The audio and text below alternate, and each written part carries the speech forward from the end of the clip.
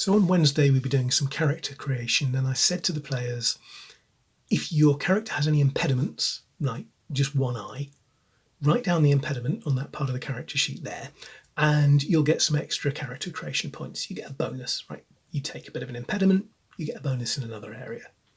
And quick as a flash, one of the players wrote down under impediments, woman. Why did they do that? Because it's a historical setting. And people assume in historical settings, women have a terrible time and are at a massive disadvantage. Is that fair?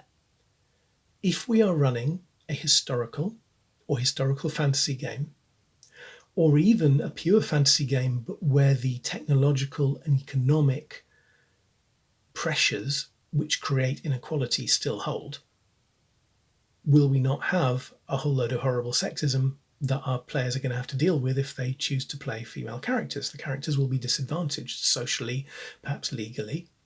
Perhaps woman is a disadvantage in a historical or realistic historical-ish setting.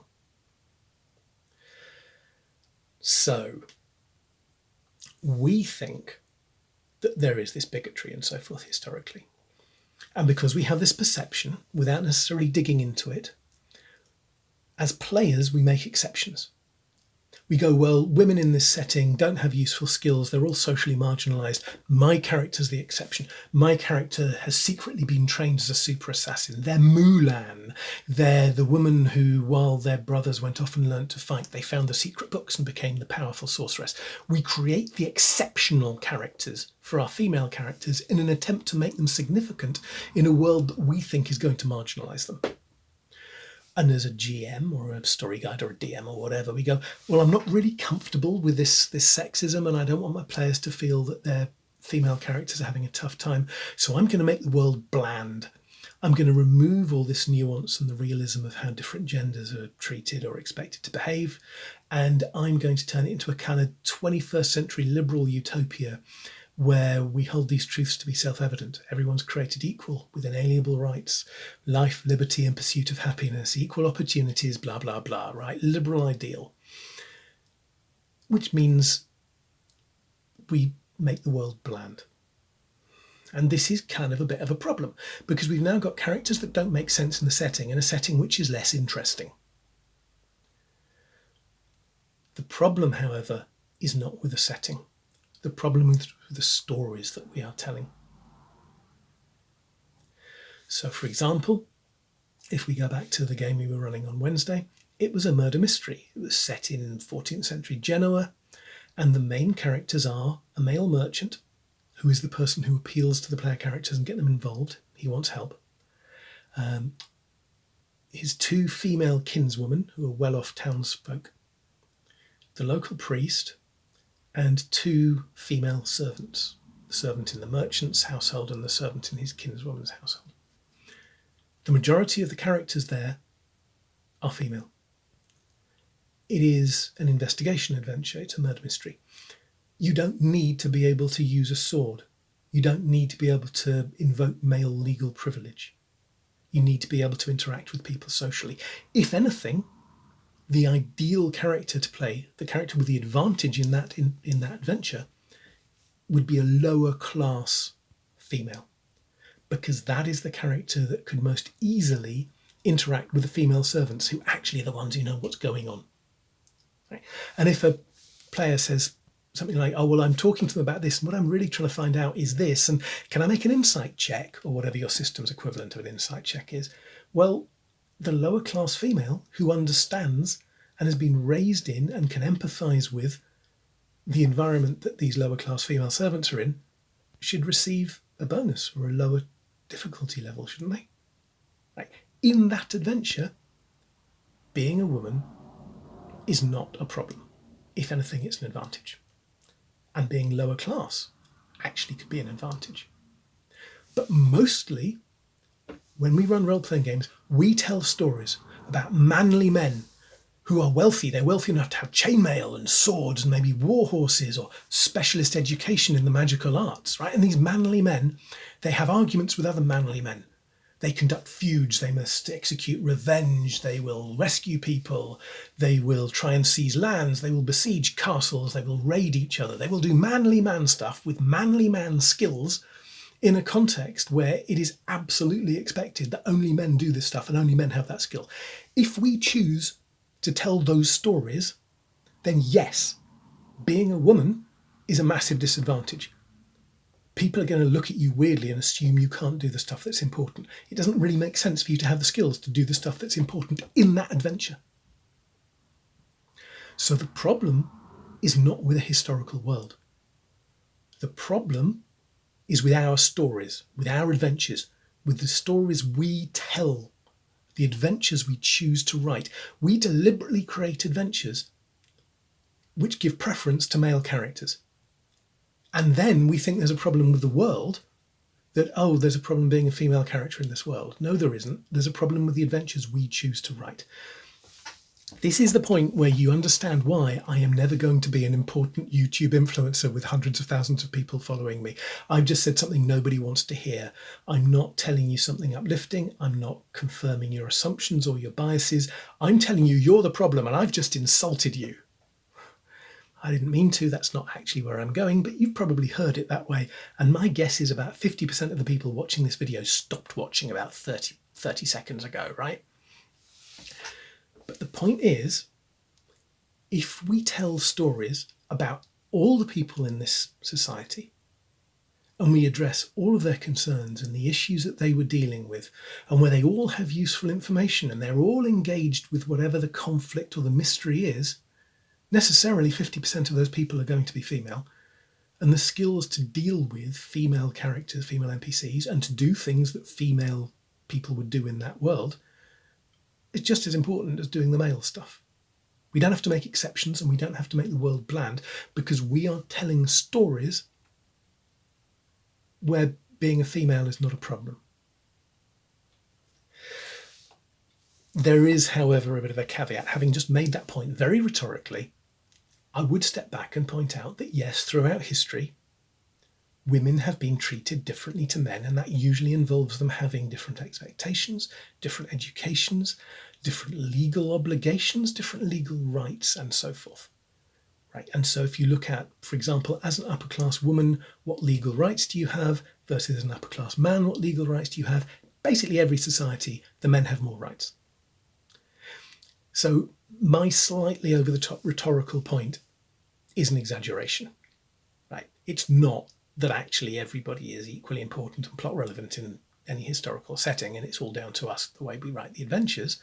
Yes, that is a big issue, but there is still going to be an underlying sense of inequality, different legal rights, different opportunities, different abilities to be heard, different skills, and so forth. However, if we're going to take this seriously, it does help us to actually approach history realistically, not based on our stereotypes and our exaggerations. So we've been fed some quite interesting stereotypes by a whole bunch of people. Victorian historians had this weird way of showing the idealised past where the women all just hung around winsomely and uselessly waiting for the manly men to go and do manly things. Right? That's not what the historical record shows. That's what Victorians wanted to happen. So, for example, there was a meta-analysis done of Viking Age burials, Rus burials in Russia. And the meta-analysis looked at the way in which all these archaeologists in the early 20th century had reported their finds. And what did they find? They found a whole bunch of burials where a male burial had been excavated and had been found to have a set of scales. And our early 20th century, middle class, highly sexist historians, archaeologists said, oh look, this is the grave of a merchant. You can tell this because of the scales. Then they would excavate other burials where there was a man and a woman, and they would say, this is a merchant and his wife. Then they would excavate, and this was the minority, right? There were more male-only burials than female burials found with scales, but they would excavate a female burial with scales and they would say, oh look, it's a merchant's wife. There is no reason to think that that woman was not conducting trade on her own behalf. If you look at the Icelandic sagas, the female upper class, kick-ass householders are perfectly capable of making decisions, conducting trade, in some cases leading expeditions or settlements, right? The Victorians are looking at this and going, if you're a man with the scales, you're a merchant. If you're a woman with the scales, obviously you're just hanging on to them because you're such a useless female that you just have to have your man's tools and you've absorbed his identity and you want to be buried with his tools. Absolute rubbish, right? These were women who were trading, but that's not how Victorian, Edwardian, and early 20th century historians told us about it. When we actually look back at the archaeology and the primary sources, women in, for example, the Viking Age played a much bigger role than we have been told they have. Right, so you've got the Victorians with this sexist idea, you've got feminist historians who kind of want to tell you how terrible the kyriarchy is, and all of this exaggerates the issues. We then don't necessarily appreciate the nuances between different periods. So, for example, if we keep talking about the Norse, in one of the Icelandic sagas, there is a character called Hervor. And Hervor, the story tells us, when she was a young girl, she saw the boys of the settlement being trained, and she went, I want to be trained to fight. I want to fight with them. And people went, well, okay, that's a bit weird, but all right. And she turned out to be really good at it. And so by the time she reached adulthood, she could outfight any of the males. And the settlement went, well, you're our best warrior. You better have a longship, right? Grab yourself a ship. Here's a ship for you. Get yourself a crew, which is all male. Now go off and grab wealth, because that's what people who are really good at fighting do in this environment. Now, if you look at that story, all of the boys were trained to fight. When a girl says, I want to train, everyone goes, well, that's a bit odd, but all right, fair enough. So our historical baseline is all males can fight. Women generally can't or haven't been trained to, but there will be exceptions. 500 years later, that would not have been possible. 500 years later, there was a much stronger ideology, much more social control over what different genders could do and couldn't do. So, and that counts, that's not just warriors, that's across society. For example, by the Tudor period, we still have in England records of girls being apprenticed to learn a craft. And they all become masters of their crafts and they will own their own businesses. In the Middle Ages, loads of urban businesses were owned by women. By the end of the 17th century in England, you could not be apprenticed to learn a craft and you could not own your own business. If you inherited a business as a woman, you'd have to sell it or you'd have to marry somebody who would then take over the business. That's not how the High Middle Ages worked. That is what started to happen into the early modern period and then into the modern period. But we see those kinds of legal impediments and we just assume that's a standard historical thing, and that would have been true in the Middle Ages. It wasn't. The High Middle Ages and the early Middle Ages, the situation was very different for women than it was later on. And we take a lot of our cliches and our assumptions and our stereotypes from the later periods. So, for example, thinking about the Norse, if you were an early medieval, well-off Norse woman, you could divorce your husband anytime you wanted, and you could keep property from that divorce. By the time we get into the High Middle Ages and later, getting a divorce or getting an annulment is really difficult. You lose that legal right. So that's what trades you can do, what property you can own, what legal rights you have deteriorates. But we, when we're thinking about the past, we have this cliched idea of, the past is this uniform blob where all the bad things that we know from the fairly recent past must have been true historically and across cultures. And they weren't. It varied from culture and it varied from time to time. The problem that we have running role-playing games is a lot of players instinctively gravitate towards settings which feel familiar. That is settings which are more modern. That is settings which are going to have more legal impediments for women, more sexism, fewer rights, less opportunity to learn to fight if you really want to learn to fight or to get an education, right? In the 12th century, there are examples of women teaching at universities. Not many, but a couple. By the time you get to the end of the Middle Ages, there is absolutely no way a woman could teach at university, right? This is across society in all areas. But as players, we seem to prefer things which feel more modern. We talk about Dungeons and Dragons as medieval fantasy. It's not. It's much more early modern. In some cases, it's almost Victorian. Right? So we have huge cities, much bigger cities than they had in the Middle Ages. We have specialist craft guilds. We have all these things which are post-medieval, but we call it medieval. So we've got a couple of different issues here. One is that we are writing adventures which preference male behaviours, male skills. The other one is that we gravitate towards settings which logically should be particularly unpleasant and difficult for women to live in. We avoid the settings where actually it's not that much of a deal. So, was my player on Wednesday right to consider being a woman a disadvantage or an impediment as a character?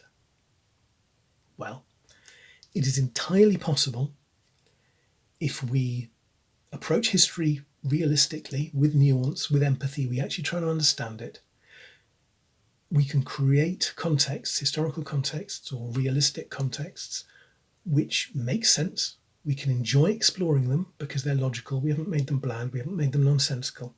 And within those stories, we can tell adventures, we can create stories where people of different social classes, different genders, can equally participate and contribute to the adventure and the story. We can do that. It is easier to do in some settings than others.